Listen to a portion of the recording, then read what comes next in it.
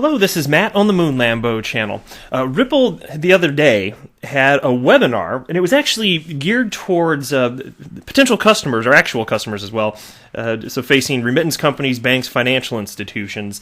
And this was covered in a brand new piece from dailyhodl.com titled, Ripple Launches Global XRP Payments Network in 5 Corridors. And for us as XRP holders out here, because indeed this is an XRP-centric channel, there are some very interesting tidbits that I'll be looking forward to sharing with you, along with a couple other stories in this video. But before we go any further, if you would please delicately tap that like button, and if you are a fan of Ripple and XRP, go ahead and subscribe to the Moon Lambo channel.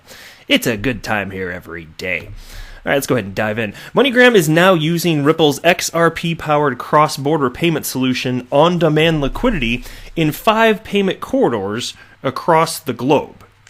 Now, this part, it's almost as if, as this news has been circulating throughout the XRP community, specifically on Twitter, it's being portrayed by many, I think, as if this is brand new news.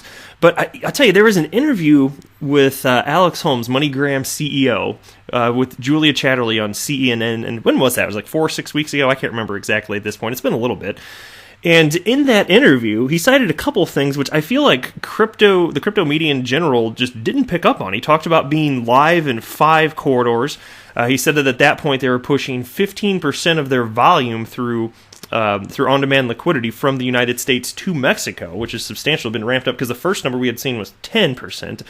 And even after that, though, interestingly enough to me, and maybe others have talked about this, but I just missed it because I can't consume all XRP-related content, but it seems as though that 10% number is the one that kept getting touted, even though it wasn't the most recent one. And also, I didn't see really anybody talking about the fact that he said they were live in 5 corridors, and after I saw that, I said it the next day in a video. I was like, "This is big news! Like, why aren't there more headlines on this?" And I remember just kind of sitting there in like bewilderment. Like, why is nobody talking about this? But anyway, so here you go. It's talked about again today. In a recent Ripple webinar, Ashish Burla, Ripple's Senior Vice President of Product Management and Corporate Development, touches on the progress the San Francisco-based company is making with their corporate partners. And here's a quote from him on this. Bitso moved $18 million of remittance through XRP in the final weeks of December, and that's been growing at 15 to 20% per week. For MoneyGram, they're now live in 5 corridors using on-demand liquidity, and now 10% of their U.S. to Mexico corridor, which is their largest corridor, is moving over to XRP and ODL. Oh yeah, and I wanted to cite that too, because when I did watch this video, this webinar, and she said 10%, and as I was actually in a little bit of bewilderment there too. I was like, but Alex Holmes, he said 15%, just whatever, 4 or 6 weeks ago, whatever it was in that interview that I'm citing right there. And so I don't know if he misspoke or something along those lines, or for some reason, the latest number that MoneyGram announced is not being stated by people at Ripple. Maybe they're not on the same page there. Sometimes the left hand doesn't talk to the right hand. I'm not completely sure, but I saw that and I was like, that's kind of interesting. Anyway, the XRP-based liquidity solution is currently live with the US dollar, the euro, the Mexican peso, the Philippine peso, and the Australian dollar, which the company recently added in the 4th quarter of 2019, according to Ginger Baker, Ripple's Senior Director of Product. And I'll tell you, for those of you that have been tracking this, which is probably the vast majority of you, I mean, the people that are looking to consume XRP-related content on YouTube, and I make content, I'm among those individuals. I watch XRP YouTubers all the time, always seeking the latest info, and it's just enjoyable to listen, hear other people's perspectives anyway.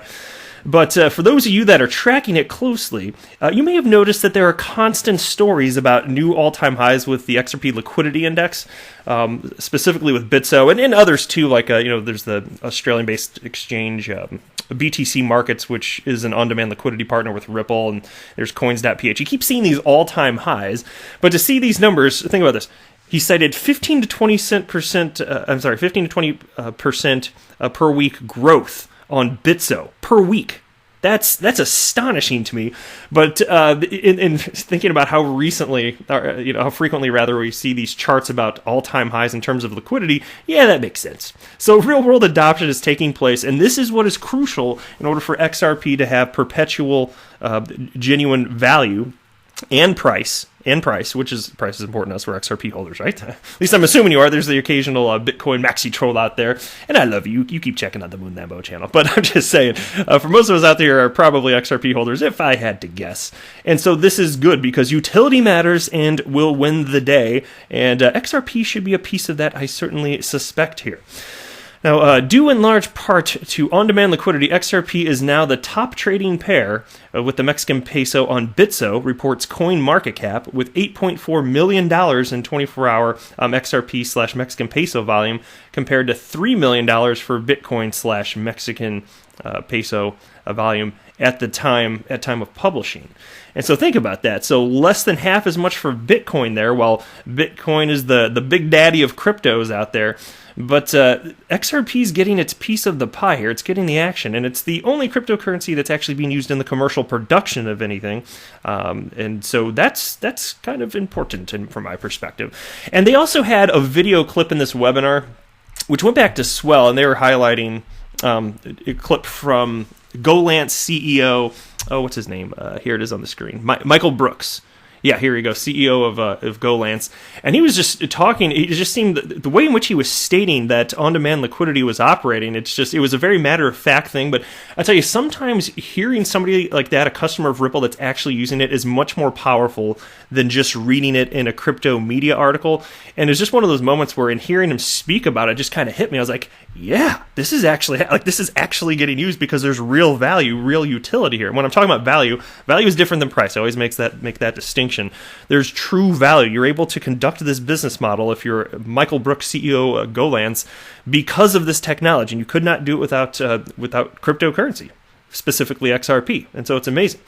In a recent interview, here's a piece from Crypto Globe. Golance using Ripple's XRP-powered on-demand liquidity for payments to freelancers on its platform. I'm going to share with you a couple quotes that were in this.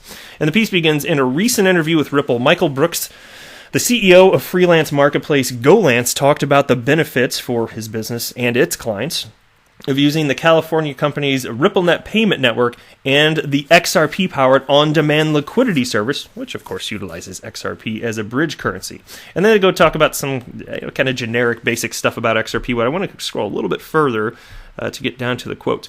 The Golance CEO started his interview with Ripple by saying that Golance is a, quote, freelance company for freelancers by freelancers. He then went on to explain how using RippleNet with on-demand liquidity allows his company to, quote, go to parts of the world where there's the greatest opportunity for growth that are having the most difficult payment challenges. He then used the following example of sending weekly $50 payments to a freelancer based in an emerging market country such as Mexico. And check this quote out. The guy in the Philippines who makes $50 a week, they've completed their timesheet. They're getting to pay out over a long weekend. Someone who's making $50 on the other side of the planet cannot wait 3 days to get paid. And when they do, if we're working with maybe one of your industry counterparts, and that's charging $2 to $5 per transaction, that's 5 to 10%. Would you like to pay 5 to 10% of your salary just to the bank that sends you the money? Of course not. Working with RippleNet, we get rid of that fee, and we solve the problem of the long weekend because the XRP ledger never sleeps. And when I can shoot a payment through RippleNet Friday at 3 p.m., when all the banks are closed and they don't open again until Tuesday, that goes from fiat through XRP to fiat in his currency where he can buy groceries, and all that happens in seconds. It's the future to work with money that doesn't sleep and doesn't close the door when the banks do. Come on, now that's powerful, right? It's just matter-of-factly how it operates, and I know we know that, but damn, it's fun to hear it from a CEO of a company that's actually using this stuff here. I think it's the coolest thing on the planet here. All right, next, here's a tweet. Ultimately, the one I was most looking forward to sharing with you is from Galgatron here. I actually have a couple from him today. And there's this article here, which I'm not going to get into. It's kind of outside the scope of the video, but I just wanted to mention it. And so Bank XRP put this tweet out. It was a link to a NASDAQ article titled, FedCoin, the U.S. Central Bank is looking into it. And then typically when stuff like this comes up, it's like, okay, well, if there's going to be a central bank digital currency, like this, What's that going to do for XRP? Some people that don't know any better, they call things like this the XRP killer, this and that. I debunked that a bunch. I'm not going to get into it in this video. But is it actually good for XRP? Well, JCR Central responded to Bank XRP's tweet, and here's what he wrote. The Fed, I think maybe it's just a quote here, the Fed is developing its own round-the-clock real-time payments and settlement service and is currently reviewing 200 comment letters submitted late last year about the proposed services design and scope. And then JCR Central tagged me, so shout out to you, good sir. I do appreciate that. And then Galgatron responded, awesome. The quicker domestic payments are, the quicker on-demand liquidity payments will be. So he's viewing this as working in conjunction, XRP working in conjunction with this type of ecosystem, which makes all the sense in the world to me.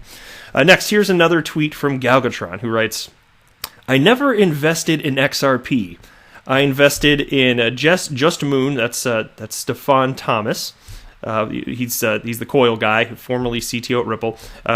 Also, David Schwartz, Chris Larson, and Brad Garlinghouse. And I conceptually get what he's talking about here. If there weren't really hardworking, intelligent people with an incredible vision for the XRP ecosystem, maybe we'd be less confident. But it's not specifically just what Ripple's doing, just to be clear, of course. And I know that Galgatron knows that, but they are the greatest cheerleader for the XRP ecosystem. And you can think about what they're doing with the Spring, which is just absolutely putting a lot of money where hopefully most of the times it should go, is that we find successes in terms of development for companies building on top of the XRP ledger, working with interledger protocol, and just also at times investing in the broader crypto ecosystem, because anywhere the crypto ecosystem could find success and it incorporates the interledger protocol, that will indirectly benefit XRP. That's the theory anyway. So to me, it's all rather substantial there. And I'll wrap up with this tweet. This is from Johnny Lawrence, who made this cool little XRP GIF. So if you're not driving,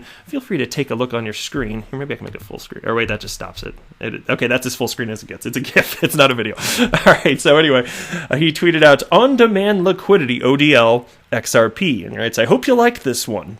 Would be awesome if I can get a hell yeah from one of the guys at Ripple. And you can see there's the XRP logo in the center there, and showing payment flows from various fiat currencies with, of course, XRP right in the center. I just think it's a cool professional-looking GIF, and I thought it would be a nice thing to share in the video. But that is it for this one. Thank you very much for stopping by. I am not a financial advisor. Do not buy or sell anything because of anything that I say or write. That would be a very, very, very bad idea. Until next time, to the moon, Lambo!